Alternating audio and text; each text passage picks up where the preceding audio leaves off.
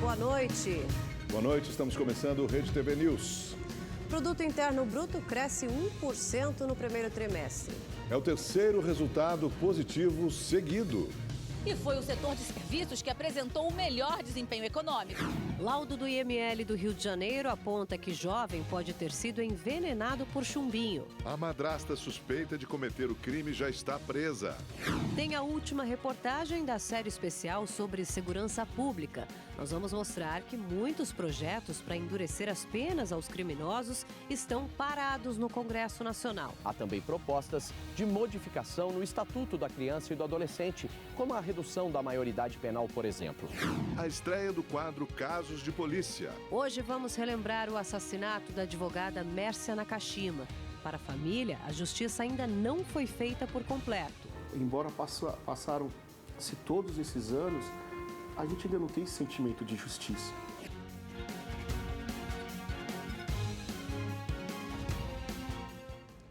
E nós começamos essa edição do Rede TV News falando da tragédia em Pernambuco. Já são 127 mortes confirmadas no estado.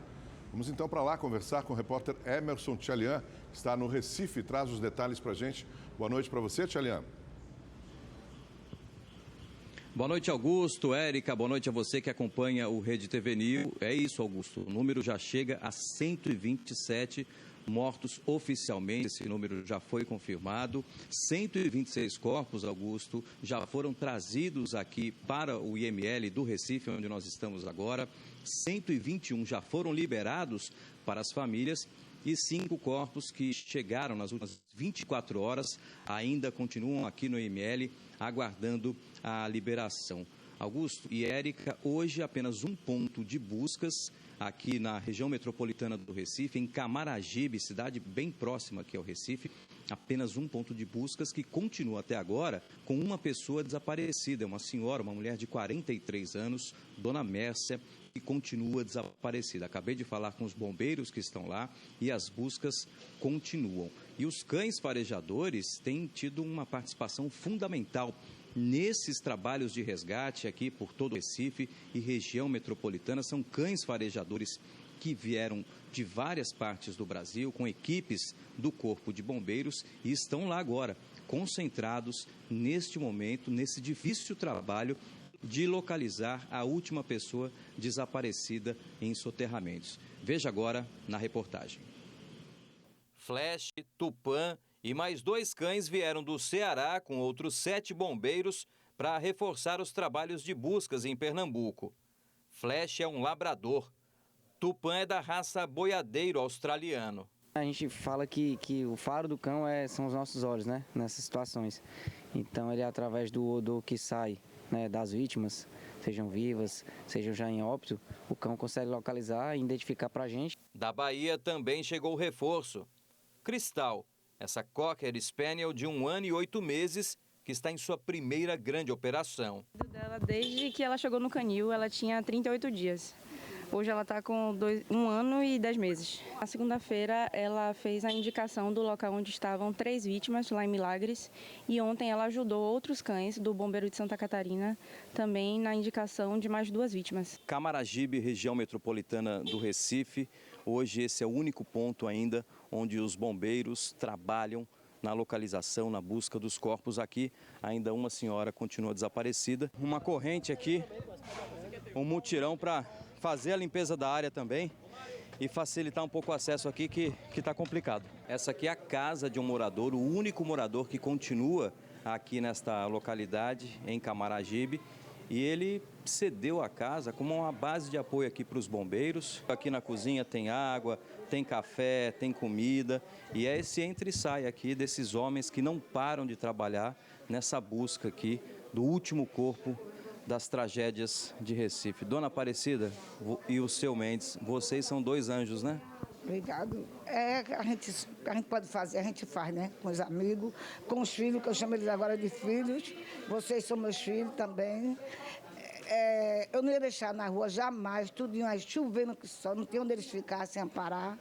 Ontem à noite, na capital, os 3 corpos que ainda estavam desaparecidos na Vila dos Milagres foram localizados. Dona Tereza, 84 anos, o neto Ulisses, de 21, e uma criança. Hoje pela manhã, no IML, Adriana, filha de Dona Tereza, ficou aliviada com o fim da angústia. E é um alívio de ter encontrado o corpo da minha mãe e do meu sobrinho, para eles terem um velório, um enterro decente, como todo ser humano deve ter. Só quero um abraço da senhora. Deus abençoe, tá? Meus sentimentos e fica na paz. Olha, é gravíssimo o estado de saúde da menina baleada ao sair da escola no Rio de Janeiro. Ela estava comprando pipoca com a mãe e foi atingida na cabeça durante um confronto entre policiais e criminosos. Na porta do hospital, o desespero de uma avó. Ela não é uma menina, ela é uma princesa toda pra frente. Muita ruindade, muita maldade que fizeram com a minha neta. No momento nós estamos pedindo oração por ela, entendeu? Então, o que importa nesse momento é a vida dela. Alice Rocha, de 4 anos, foi baleada na cabeça quando saía da escola na Taquara, bairro da zona oeste do Rio. No mesmo instante, policiais civis e criminosos se enfrentavam na região. Segundo a polícia, os agentes foram checar uma denúncia de extorsão a comerciantes e foram recebidos a tiros. Alice estava acompanhada da mãe. Ela não sabe falar muito, ela só disse que ela parou para comprar uma pipoca e quando ela olhou para o lado, a minha neta já estava caída. Ela virou para pagar a pipoca, quando olhou, a minha neta já estava caída no chão. Alice foi socorrida em uma unidade de pronto atendimento. Logo em seguida, ela foi transferida para um hospital na zona sul do Rio, onde passou por uma cirurgia. A menina está internada em estado gravíssimo. A bala ficou alojada na cabeça dela. Apesar de muito abalados, os familiares acreditam na recuperação da criança. A criança muito alegre, muito feliz. É difícil de acreditar, né? Ela tem o louvor que ela gosta de cantar comigo, o louvor que ela gosta de cantar com ela, que ela fala minha voinha. Então, assim, ela é uma menina de muita garra e muita fé. Ainda no Rio de Janeiro, o laudo do Instituto Médico Legal apontou que o jovem suspeito de ter sido envenenado pela madrasta pode ter ingerido chumbinho. O repórter Tony Vendramini traz agora os detalhes direto do Rio de Janeiro. Boa noite para você, Tony. O que mostrou o exame? Boa noite, Augusto. Boa noite, Érica. Boa noite, Augusto. Boa noite, Érica. Boa noite a todos que nos acompanham. Pois é, o exame, né, o resultado desse exame, que analisou aí o material do suco gástrico do Bruno Cabral, revelou a presença de uma substância granulada com uma coloração entre azul escuro e preto. Segundo o laudo do IML, isso indica que ele realmente pode ter ingerido o raticida que é comercializado clandestinamente com o nome de chumbinho. O exame, no entanto, não apontou a presença do veneno, ele não foi detectado. Segundo a Polícia Civil, isso pode acontecer pelo tempo entre a ingestão e a coleta do material, ou então pela quantidade de veneno que ele ingeriu, ou até mesmo por causa dos procedimentos hospitalares, como a lavagem gástrica. A polícia investiga se Bruno e a irmã dele, Fernanda, foram envenenados pela madrasta, a Cíntia Mariano, que está presa. Os responsáveis pela investigação aguardam o resultado do exame do corpo de Fernanda, que foi exumado na semana passada. Ao vivo do Rio de Janeiro, Tony Vendramini para o Rede TV News. Nos primeiros 3 meses deste ano, o Produto Interno Bruto, que é a soma de todas as riquezas produzidas pelo país, cresceu 1% em relação aos 3 meses anteriores. É o terceiro resultado positivo seguido. Pois é, em comparação com o mesmo período do ano passado, o aumento é ainda maior. As contas da pequena confeitaria da Laura estão mais equilibradas. O dinheiro que entra agora paga as contas e ainda sobra. Parece lógico, né? Afinal, quem vende precisa ter lucro. Só que nos últimos 2 anos não foi bem assim. A gente trabalhava bastante, mas no final do mês a gente não via muito resultado, não via aquele dinheiro sobrando para as contas e tudo mais. Com a falta das festas, eventos, né, o número de encomendas foi aumentando e a gente consegue ver aquele dinheirinho no final do mês, a gente consegue reinvestir em material, em equipamentos. Saldos positivos como os de Laura são os que mais têm contribuído para a recuperação da economia. Os indicadores econômicos revelam exatamente essa reação. O setor de serviços foi o que mais cresceu em termos de empregos e rendimentos. Por isso, não é à toa que é ele o destaque do PIB, o Produto Interno Bruto, no primeiro trimestre de 2022. No levantamento do IBGE, entre janeiro e março deste ano, o PIB cresceu 1% em relação aos 3 meses anteriores. Se comparado ao mesmo trimestre de 2021, o avanço foi de 1,7%. Em valores correntes, o PIB chegou a 2,249 bilhões de reais. É um crescimento que mostra que o setor serviços, que responde por 70% do PIB, foi quem sustentou o desenvolvimento econômico. Isso tem muito a ver com a volta das pessoas ao trabalho. Muitas empresas acabaram incrementando esse retorno, ainda que parcial, a partir do ano de 2022, porque até 2021 ainda se tinha um período de complementação vacinal no país, de imunização com relação à Covid, e isso permite agora uma certa mobilidade. Depois do setor de serviços está o consumo das famílias, que registrou uma alta de 0,7% em relação ao trimestre anterior. Já o agronegócio perdeu espaço e apresentou queda de 0,9%. O agronegócio, que até o ano passado vinha sustentando os resultados positivos na formação do PIB, surpreendentemente encolheu, isso em boa parte por conta do conflito entre a Rússia e a Ucrânia. A recuperação da economia ainda é lenta, já que nos últimos anos acumulou perdas por causa da pandemia. Mas Laura mantém o otimismo. Acho que ainda tem bastante coisa a melhorar, mas acho que esse é o segredo, acreditar, isso aí, esperança em dias melhores. E agora a rodada de opinião com os comentaristas Amanda Klein e Silvio Navarro. Hoje quem começa é o Silvio.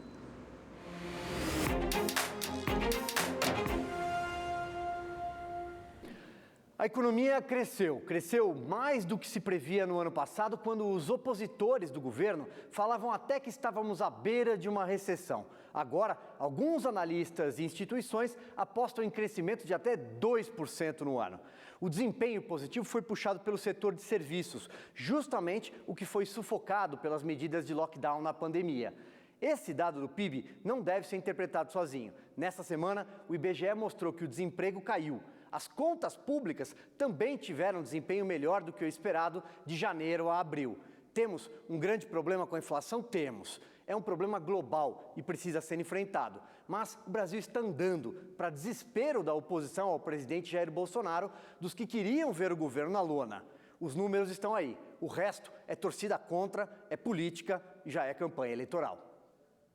O crescimento da economia foi comemorado entre apoiadores do governo. Políticos da bancada governista me disseram que o número do PIB, somado à queda do índice de desemprego, mostram recuperação sólida. Na equipe econômica, otimismo parecido. Ouvi de um secretário: vencemos a pandemia e estamos vencendo a recessão de 2015 e 2016. Sinal de que a política econômica acertou. Mas então, por que a desaprovação ao governo é maior que a aprovação? E por que Bolsonaro não reage nas pesquisas? Na visão de políticos do governo e da oposição, é por causa da inflação. A renda do trabalhador cai, a miséria e insegurança alimentar sobem. Ofuscam o crescimento e o emprego. A ala política cobra de Paulo Guedes a solução para a alta dos combustíveis. O Congresso fará sua parte com redução de impostos, mas quer que o ministro entregue subsídios. Faltam 4 meses para a eleição e a panela de pressão está a todo vapor.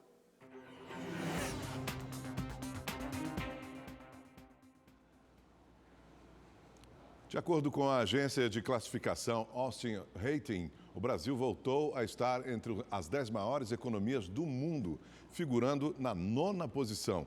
Esse crescimento surpreende e é assunto para a nossa analista de economia, Salete Lemos. Olá, boa noite. E não é que a economia brasileira surpreendeu a grande maioria de analistas e economistas? Vamos lembrar, no início do ano as projeções apostavam no crescimento zero, não só para o primeiro trimestre, mas para todo o ano de 2022. Projeções que foram sendo desautorizadas, a ponto de hoje alguns bancos apostarem que nossa economia cresce até 1,5%. O resultado de hoje, portanto, está autorizando projeções mais otimistas, né? Diferente do resto do mundo, que assiste ao encolhimento das projeções sobre PIB. O FMI, por exemplo, que projetava para a economia mundial crescimento de 4,4%, baixou suas expectativas agora no máximo 3,6%. Vale lembrar também que o PIB americano no primeiro trimestre deste ano foi negativo em 1,4%, gente, enquanto o nosso, você viu aí, crescimento positivo em 1%. É um resultado que permitiu ao Brasil ultrapassar economia da Rússia, Coreia do Sul, que também perdeu para o Brasil hoje no futebol. Superamos também a economia da Austrália, é isso. Quer dizer, o Brasil voltou a integrar o top 10 das maiores economias do mundo. Essa pesquisa foi divulgada hoje pela Austin Rating. Voltamos ao top 10 porque tínhamos perdido essa posição em 2020. O IBGE confirma a recuperação da nossa economia e acrescenta: o Brasil está no maior patamar de atividade desde 2014. Crescimento do PIB maior do que a Alemanha, França e, como eu disse, também dos Estados Unidos. Isso, claro, calma, não garante resultado futuro, né? Mas, a julgar pelo crescimento no índice de confiança empresarial divulgado nesta semana e pela queda do desemprego, podemos arriscar, sim, que o pior já passou. Isso, claro, se a inflação continuar em queda e se a guerra da Ucrânia não comprometer ainda mais a recuperação da economia mundial. Para o Brasil, gente, ai Brasil, o grande desafio continua sendo a recuperação da indústria. A indústria hoje, gente, ocupa no PIB a mesma posição que ocupava em 1950. Eu nem tinha nascido. Uma boa noite a todos. Até a semana que vem. O Conselho do Programa de Parcerias de Investimentos recomendou a inclusão da Petrobras na lista de estudos para privatização. A gente vai até Brasília agora saber desses detalhes com o repórter Igor Damasceno. Boa noite, Igor. Quais são os próximos passos agora? Oi, Érica, boa noite a você, ao Augusto e também a todos que nos acompanham. Agora a recomendação segue para o presidente. Jair Bolsonaro vai analisar essa recomendação e, se concordar com a equipe econômica, deve editar um decreto para incluir a Petrobras no programa de parcerias de investimentos, que é responsável por gerir os projetos de privatização no governo federal. Com a entrada no PPI, Bolsonaro deve tentar incluir a Petrobras no Programa Nacional de Desestatização. Só que para isso, ele precisa da aprovação do Congresso Nacional e também do Tribunal de Contas da União. Hoje, o secretário especial do Programa de Parcerias de Investimento, Bruno Esting, explicou que o modelo de privatização da Petrobras deve depender dos parlamentares. Vamos acompanhar o que ele disse. Isso tudo dependerá da aprovação do Congresso. Então, isso tudo será abarcado nessa proposição de um projeto de lei que dê autorização e estabeleça qual será a modelagem, as condições para a sua desestatização. O Rede TV News faz uma rápida pausa, são apenas 30 segundos. A gente volta já já.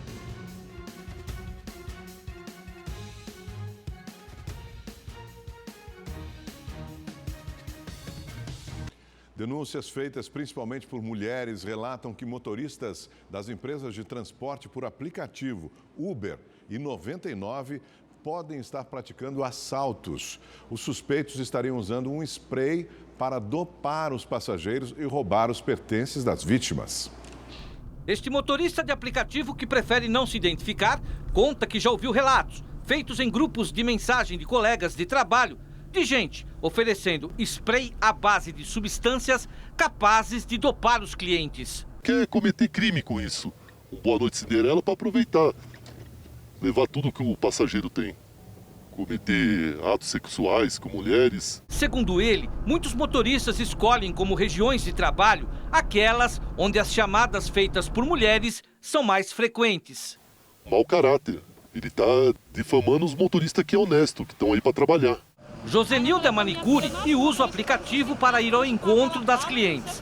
Na semana passada, foi surpreendida com um relato da amiga da filha, que quase se tornou vítima de um motorista mal intencionado. Disse que sentiu aquele cheiro, depois ela disse que acordou, não lembrava mais de nada, onde que estava.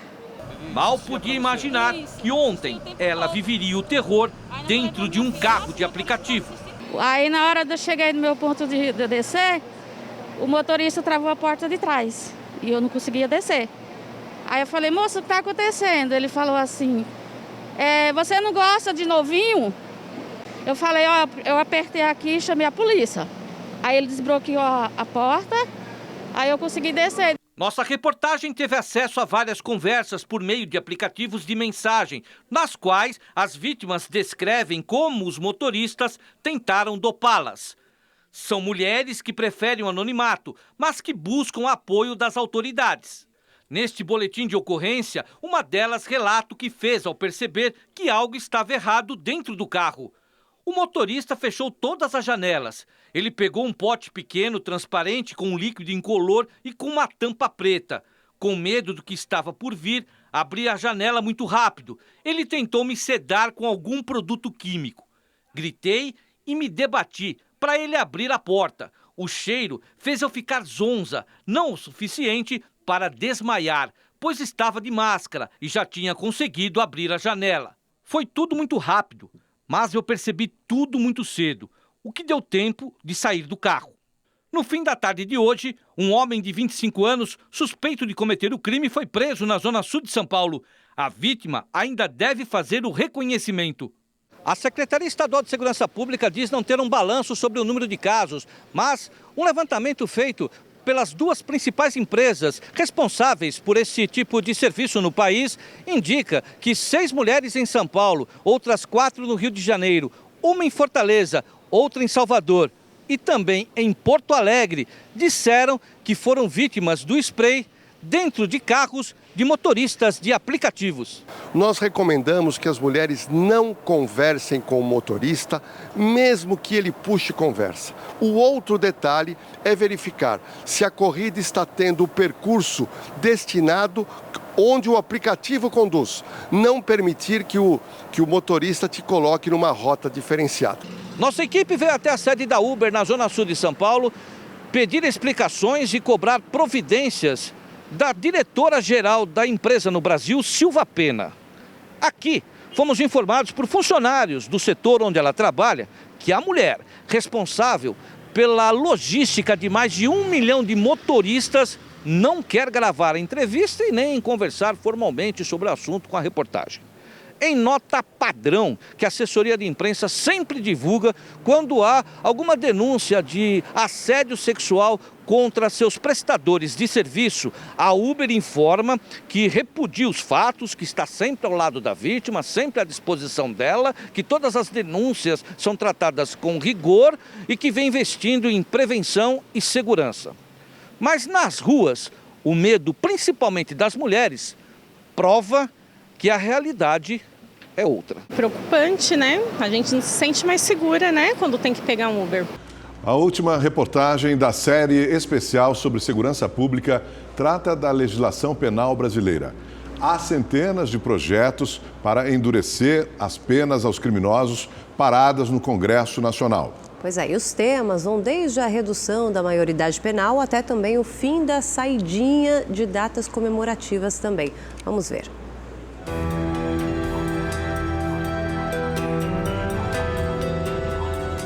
Eu já fui assaltado 2 vezes. Já sofri assalto, já tentaram roubar meu carro, mas eu recuperei uma semana depois. Foi bem ruim. Ricos ou pobres, a queixa é a mesma: o medo. Os números da violência no Brasil até caíram no ano passado em relação a 2020, mas ainda colocam o país numa emergência. A criminalidade é alta e a impunidade piora a situação, gera mais criminalidade. Nós precisamos tornar a nossa legislação mais rigorosa. Como é que o cara comete um homicídio, é preso em flagrante e tem que responder em liberdade? Isso causa um dano gravíssimo à sociedade. Passa uma mensagem que a lei é muito branda. Punir todos os crimes, inclusive os menores, para desestimular a prática de crimes graves. A cidade de Nova York teve bons resultados no combate à violência com a política de tolerância zero. Foi na década de 1990. O então prefeito Rudolph Giuliani conseguiu reduzir o número de homicídios em 61%. A prática de crimes em geral caiu 44%. E isso funciona em Nova York. Só que no Brasil aconteceu algo totalmente inverso. No ano de 1999, o Congresso Nacional fez uma lei instituindo os crimes de menor potencial ofensivo no Brasil, que não tem prisão. E nós chegamos, 20 e tantos anos depois, nesse estado lamentável que está a violência urbana no Brasil. No Brasil, a lei prevê até 5 saídas temporárias a presos para visitar a família. Cada saída pode durar até 7 dias corridos.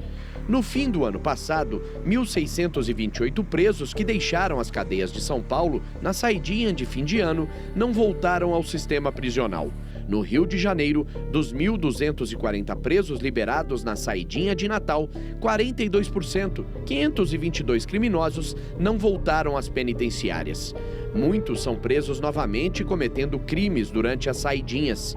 O delegado Palumbo, hoje vereador em São Paulo, é contra esse benefício.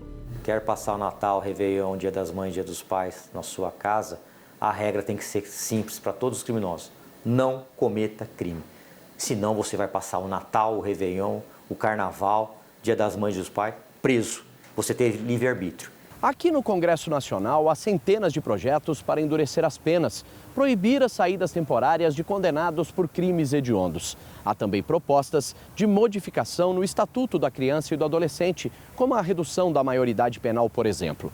A Comissão de Constituição e Justiça da Câmara já votou um dos projetos que modificam o ECA, mas o texto ainda precisa passar pelo crivo do plenário da Casa. Nós precisamos tornar a nossa legislação mais rigorosa. Sou a favor da redução da idade penal, porém, como é tão complicado e essa ala que adora bandido, que gosta de cuidar de bandido ainda é muito forte. Bandidolatria. Há muitos políticos nessa. A ex-candidata ao governo do Rio, Márcia Tiburi, está entre eles. Tem uma lógica no assalto. Uma lógica no assalto. Eu não tenho uma coisa que eu preciso, eu fui contaminado pelo capitalismo. Se você vai olhar a lógica interna do processo, você vai dizer, sabe que isso seria justo?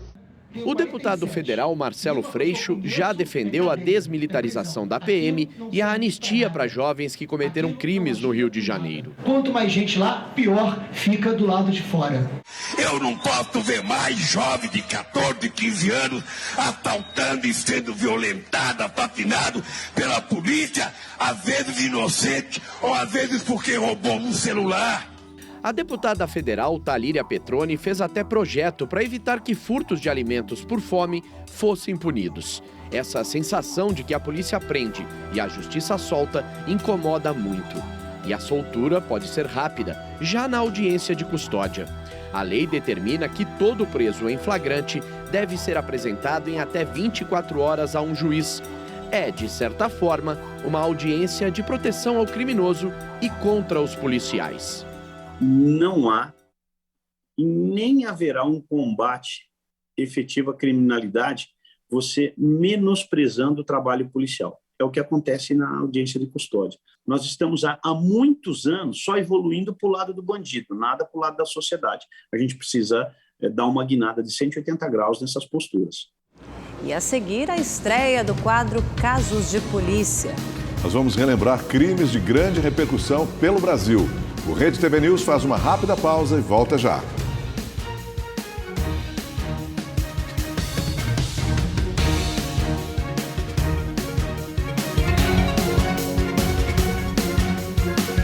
Rede TV News já está de volta e olha, a partir de hoje você acompanha toda quinta-feira aqui no programa o quadro Casos de Polícia. As reportagens vão trazer crimes de grande repercussão pelo Brasil e pelo mundo também. E o assunto de hoje é o assassinato de Mércia Nakashima em 2010. Para a família, a justiça ainda não foi feita por completo. Veja agora com Murilo Rincon.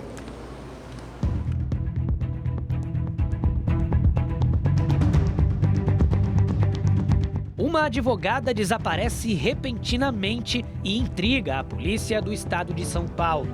À medida que a investigação avança, o caso ganha repercussão na mídia e em pouco tempo... Surge o primeiro suspeito, que era um advogado ex-policial militar. Então ali nós encontramos um enredo, praticamente um enredo de filme, que gerou muito interesse na população para saber o que tinha acontecido com a Mércia. Mércia desapareceu no dia 25 de maio de 2010. e foi vista pela última vez em Guarulhos, na Grande São Paulo. O carro e o corpo dela foram encontrados submersos pela Polícia Civil, respectivamente, nos dias 10 e 11 de junho, aqui na represa de Nazaré Paulista, região metropolitana de São Paulo. Segundo a perícia, a advogada, que chegou a ser baleada, morreu por afogamento. Na época, uma testemunha chegou a dizer à polícia ter visto o momento em que o carro de Mércia foi jogado dentro da represa. Com base no depoimento, a Rede TV pôde registrar a reconstituição do crime, o que ajudou a polícia a entender o que de fato teria acontecido minutos antes da morte da advogada. Nós fomos com uma câmera e com a nossa equipe aqui da Rede TV para o outro lado da represa, nos posicionamos no local, ligamos a câmera e fizemos toda uma reconstituição com um barulho de disparo de arma de fogo, com o grito de uma mulher, pois eu queria ter a nítida sensação do seguinte: naquele exato ponto, era possível ouvir o disparo de arma de fogo? Era possível ouvir o grito de uma mulher? Era possível ver esse carro sendo colocado dentro d'água? E ficou muito claro que o pescador falava a verdade. Ele ouviu uns disparos e uns berros, porque quando ele atirou nela, ela berrou. E depois vê uma pessoa descer da porta do lado direito e eu, para fazer um teste, eu mandei o bombeiro se abaixar, falei, se abaixa aí, o bombeiro se abaixou, eu falei, como é que ele está agora? Ele falou, está abaixado. Para você ver como esse cara enxergava bem. O delegado também cumpriu um mandado de busca e apreensão na casa de Misael Bispo de Souza, na tentativa de encontrar pistas que pudessem colocar o advogado e cabo da PM na cena do crime. Na oportunidade, a polícia encontrou mais um indício: pedaços de algas nativas daquela região na sola de um dos sapatos dele. A quebra do sigilo telefônico e um rastreador que havia sido colocado no carro de Misael também ajudaram o delegado a concluir o caso. A investigação e o Ministério Público acusaram Misael de matar Mércia por ciúmes e vingança, por ela não ter reatado o namoro. De acordo com a acusação, o vigia Evandro Bezerra Silva o ajudou a fugir do local do crime. A dupla foi condenada por homicídio doloso qualificado, por motivo torpe, meio cruel e recurso que dificultou a defesa da vítima. O júri foi um júri bastante disputado, né? Eu entendo que foi bem dividido. Restou-se dúvidas, né, sobre a autoria do crime, inclusive para os jurados, mas a maioria entendeu de condenar e o Misael foi cumprir sua pena. Cumpriu o seu destino, como eu falo, né? De lá para cá, mais de 10 anos se passaram. Em janeiro deste ano, a Justiça concedeu a Evandro o benefício do regime aberto. Para a defesa do vigia, apesar do cumprimento da pena, ainda existem pontos a serem esclarecidos, principalmente quanto à inocência de seu cliente. Ele está no regime aberto hoje, carregando a mácula de um condenado por um crime grave, um crime de repercussão, e isso está afetando a sua subsistência. Mas, por uma questão de justiça, eu vou tentar reabrir esse caso. Foi só em abril, também deste ano, que o Tribunal de Justiça Militar de São Paulo decidiu pela expulsão de Misael Bispo da PM. No entanto, ele continua tendo o registro ativo como advogado na OAB, a Ordem dos Advogados do Brasil, em São Paulo. Fato que deixa a família de Mércia indignada. No estatuto da OAB diz que para você ser advogado, ser admitido como profissional da OAB, você tem que ter uma conduta ilibada.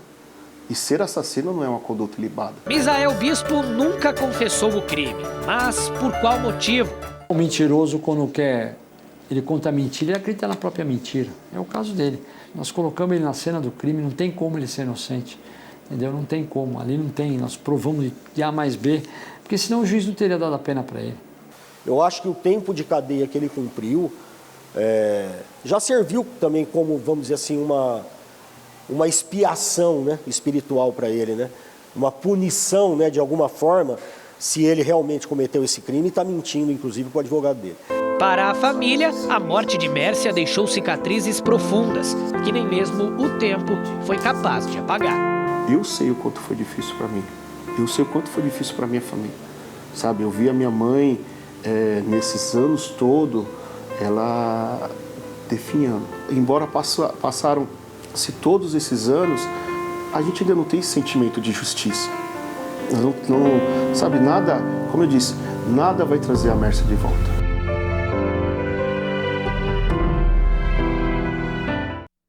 Nós procuramos a Ordem dos Advogados do Brasil e, por meio de nota, a OAB informou que o processo de Misael Bispo ainda está em andamento e, por isso, não pode, por regulamento, se pronunciar agora antes que o processo termine. Já estamos de volta. Olha, o homem que ameaçou o jogador William do Corinthians pelas redes sociais foi encontrado pela Polícia Civil em São Paulo. Rafael Rocha, de 21 anos, foi detido no Capão Redondo, zona sul da capital paulista, nesta quinta-feira. Ele prestou depoimento e foi liberado. Na sequência, a auxiliar de nutrição publicou um pedido de desculpas em uma rede social, onde diz que as palavras não expressam o que ele é nem o que ele deseja ao camisa 10 do Timão. Não tem ligação nenhuma com torcida organizada, nem com crime, absolutamente nada, está totalmente arrependido, acreditava que a internet o manteria no anonimato. Ontem, William registrou um boletim de ocorrência, depois de ser ameaçado e insultado nas redes sociais. O torcedor, que se identificava como Rafa Original, escreveu a seguinte mensagem: Corinthians é tiro, é bandido, é facada, time de favela, de bagunça. Não é isso que está aí não, cambada de marica. Ou joga por amor ou joga por terror. Tem que ser homem em dobro para vestir nossa camisa. Apesar de ser um crime que não tenha a restrição da liberdade, a privação da liberdade, existe a pena de multa, existe a pena de prestação de serviço à comunidade, pagamento de cesta básica. Essas últimas ameaças trouxeram à tona especulações de que o William poderia deixar o Timão e voltar a jogar na Europa. Segundo o delegado César Saad, o atleta afirmou que permanece aqui no Alvinegro. Ele estava bastante preocupado, mas continua com a vida dele normal. Ele falou que cumpriria o contrato dele o tempo que ele estivesse aí no Corinthians, que ele iria trabalhar normalmente. O Rede TV News fica por aqui. Uma ótima noite para você. Uma excelente noite, obrigada pela companhia. A gente se encontra amanhã. Boa noite.